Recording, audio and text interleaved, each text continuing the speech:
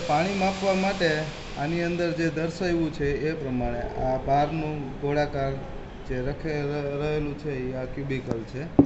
એની અંદર આ માપવાનું છે એ આપણે રાખવાનું છે આવડું આ મિલીમીટર.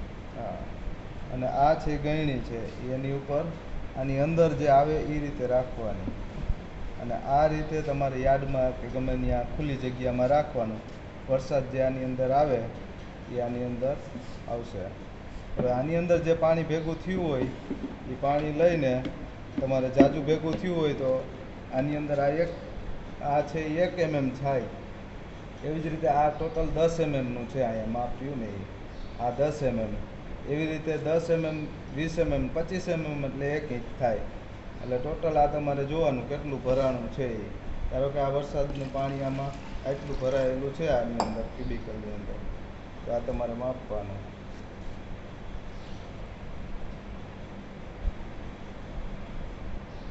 આ અત્યારે તમારું 10 mm વરસાદ પડ્યો એવું ગણાય, બરાબર. અને વધારે જો કાંઈ હોય તો આ એક બીજા સમય વાસણમાં લઈ લેવાનું અને ફરીથી બીજું માપવાનું.